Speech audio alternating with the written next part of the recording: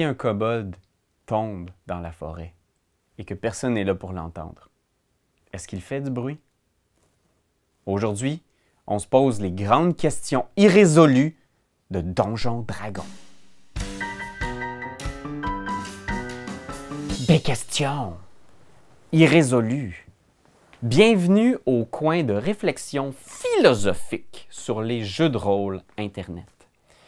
Tu sais, ce petit segment-là m'a été beaucoup inspiré par Matt Colville, qui m'a forcé à lire The Elusive Shift de, comment il s'appelle déjà? John Peterson, qui est un historien de la question jeu de rôle et qui a vraiment, dans ce livre-là, essayé de définir le moment où le jeu de rôle est devenu le jeu de rôle.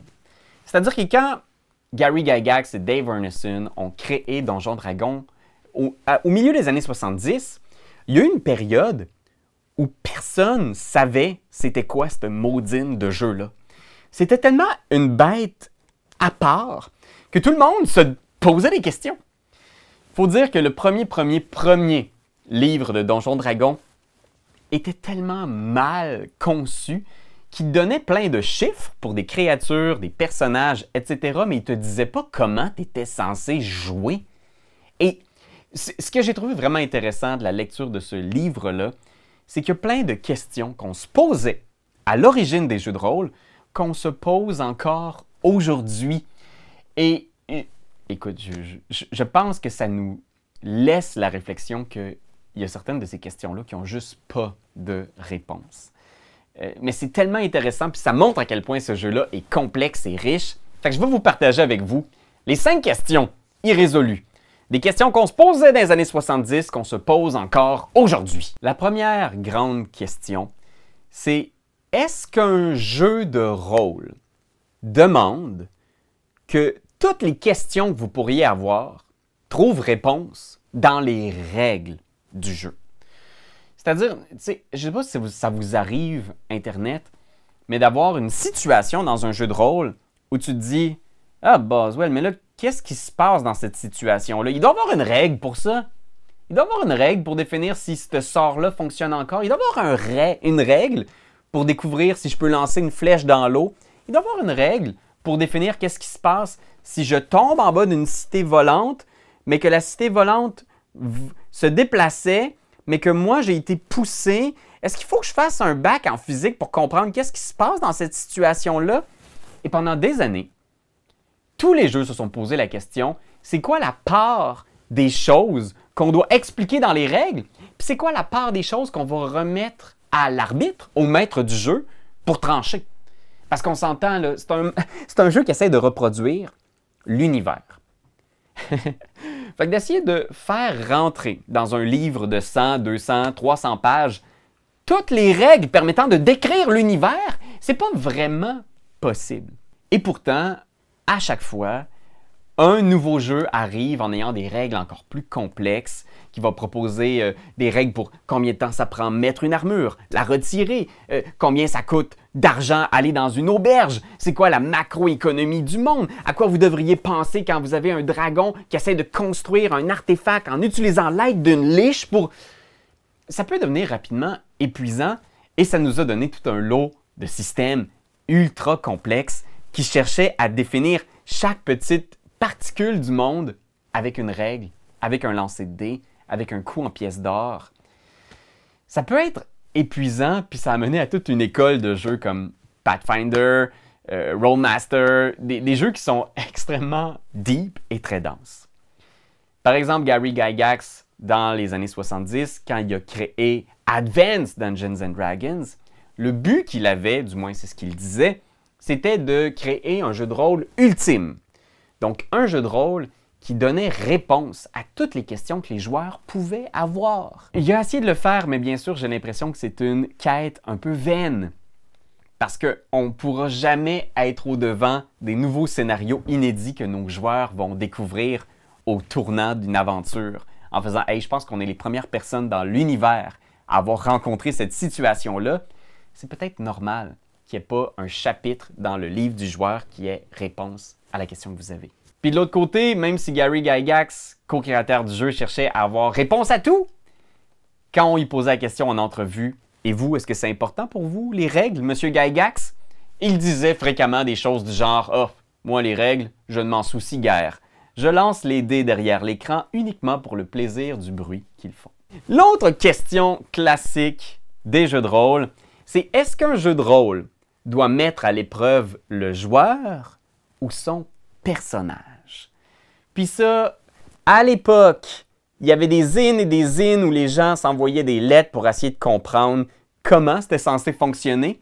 Et aujourd'hui encore, sur Internet, sur Twitter, dans les sections commentaires des vidéos YouTube, c'est une avalanche de gens qui disent « Ben non, voyons donc! Tu peux pas demander à ton joueur de rouler un jet d'intelligence puis lui donner réponse à l'énigme. Le plaisir de l'énigme, c'est que ton joueur, Marc-Antoine, donne une réponse. » Et pourtant, il y a plein de joueurs qui vont dire « Oui, mais mon personnage, c'est un détective légendaire de calibre international. C'est sûr qu'il est meilleur que moi pour répondre à la question. Je devrais avoir le droit de rouler un dé pour avoir la réponse à l'énigme. Moi, je suis crétin, mon cerveau est tout pourri. Mais mon personnage, lui, c'est un génie. » C'est une question qui revient sans cesse. Et il n'y a pas de réponse à ça, tu sais. Est-ce qu'il y a vraiment une réponse à ça? Moi, je peux vous en donner une, mais vous allez sans doute avoir la vôtre à votre table. Ce qui est difficile, c'est que ça fait vraiment partie du dilemme. Qu'est-ce qui est amusant? Qu'est-ce qui est le fun? Puis ça va vraiment dépendre des joueurs que vous avez rassemblés. Parfois, un groupe de joueurs va se rassembler pour accompagner cet avatar qu'ils ont créé, qui est plus grand que nature, puis qui a réponse à tout. Puis le plaisir est juste là de voir ce bout de papier-là là, avec des chiffres que vous avez créés, qui a 37 d'intelligence, puis de pouvoir rouler pour faire « Ah, encore une fois, j'ai résolu le mystère », alors que vous êtes un peu nigo. Parfois, c'est ça le plaisir. Et pour d'autres, le plaisir, c'est comme dans un escape game, s'asseoir autour d'une table, puis vraiment réfléchir avec votre cerveau humain. Parfois, on va mettre les feuilles de côté, on va oublier les compétences, on va oublier les caractéristiques, et on va vraiment juste se parler des indices qui ont été proposés par notre maître de jeu. Qui est le vrai assassin? Qui est le loup-garou dans le village? Le plaisir pour certains joueurs, c'est vraiment de trouver la réponse eux-mêmes. Et ils vont vraiment se fâcher si vous laissez un joueur rouler un dé pour lui donner un indice. Fait qu'encore une fois, c'est une des grandes questions irrésolues à plein d'égards, hein, parce que c'est la même chose pour les tests sociaux. Si vous avez un personnage qui est extrêmement charismatique, est-ce que ça vaut la peine que je fasse un speech pour le roi, pour le convaincre d'entrer en guerre? Je veux dire, moi je suis fatigué, je travaillais toute la journée, il est rendu 22 heures, je vais te dire de la merde. Si la quête repose sur qu'est-ce que moi je vais dire, on s'entend que l'univers est perdu. Je peux-tu juste lancer un jet de persuasion avec avantage, comme me le permet mes pouvoirs de personnage? Il n'y a pas de réponse à ça, Internet. J'aimerais ça te dire que j'ai la réponse, mais ça dépend. Ça va être beaucoup ça, cette vidéo-là, je vous le dis, Internet. Fait qu'attelle-toi. L'autre question irrésolue, c'est est-ce que le jeu de rôle, c'est un jeu où on crée une histoire avec des personnages qui vont vivre des choses, ou c'est un jeu tactique de simulation de combat sur carte? C'est dur parce que je pense que déjà cette question-là, tu as probablement une réponse très claire. Tu te dis non, non, non, nous on crée des histoires. Puis peut-être que si vous jouez un jeu plus vieille école, vous explorez des donjons, peut-être que pour vous, c'est moins clair en faisant. Il n'y a pas vraiment d'histoire. Moi, je pense que je n'ai même pas donné de nom à mon personnage. Je suis juste un guerrier niveau 3. Je l'ai appelé Boba Fett pendant un bout de temps, mais à un moment donné, j'ai changé de nom. À un moment donné, j'ai perdu la feuille, je me souvenais plus c'était quoi les stats, j'en ai refait une autre, puis on continue la même aventure. C'est vraiment une question qui dépend encore lourdement de ce que vous préférez dans l'activité. Le classique de ce qui souvent va générer cette question-là, c'est par exemple si votre personnage a 8 d'intelligence, puis vous dites, moi c'est sûr qu'avec 8 d'intelligence, je regarde pas si la porte est piégée, je fonce! Et là, tous les autres joueurs autour de vous, ça se peut que vous entendiez des « Non, mais voyons, t'es donc ben cave! Pourquoi t'as pas checké la porte? On va mourir, t'es con! » Et si vous jouez dans un autre groupe, peut-être que vous allez entendre des « Bravo, beau roleplay. Ça, c'est vrai que c'est tellement ton personnage de ne pas réfléchir et de foncer. Félicitations, tu comprends le jeu. C'est deux extrêmes et c'est sûr que vous êtes quelque part sur ce spectre-là. Je pense que, à quelque part, on est tous un peu, on a le goût de raconter une histoire. C'est pour ça qu'on est là. On veut découvrir des personnages et voir s'ils vont survivre. Mais de plus en plus sur Internet, je vois beaucoup de vidéos, de conseils jeux de rôle, de gens qui disent « Oubliez jamais, le maître de jeu n'est pas un conteur. On ne fait pas du storytelling. On est là pour accompagner les joueurs dans la découverte de leurs personnages, dans la découverte d'événements, dans l'exploration de lieux, mais on ne raconte pas d'histoire. » Puis je vois que ça devient quelque chose de plus en plus pratiqué. J'ai beaucoup de joueurs qui veulent retourner à un esprit vieille école, mais tu sais, nous autres, là, je pense pas que je suis si old school que ça, mais quand je jouais dans les années 2000, puis à la fin des années 90, on avait une histoire. Si vous regardez les modules de Dragonlance parus dans les années 80, il y avait une histoire. Si vous regardez toute Strad, toute l'œuvre de Margaret Weis, il y a vraiment toujours une histoire dans chaque module. Fait que je trouve ça dur pour moi de voir le jeu comme étant pas un jeu d'histoire parce qu'il y a des personnages qui vivent des difficultés, puis tu veux voir s'ils vont survivre ou mourir. Pour moi, ça, c'est une histoire. Mais, question est résolue. Personne n'a de réponse à cette question. Personne. L'autre question très importante que beaucoup de gens vont se poser, puis à chaque édition, on se la repose, c'est est-ce que le jeu demande qu'il existe un bien et un mal absolu, objectif. Parce que je veux dire, l'alignement dans Donjons Dragons, c'est ça. Il y a des créatures qui sont mauvaises, il y a des créatures qui sont bonnes, et les bons peuvent tuer les méchants. Il n'y a pas de problème, pose-toi pas de questions. Est-ce que c'est nécessaire?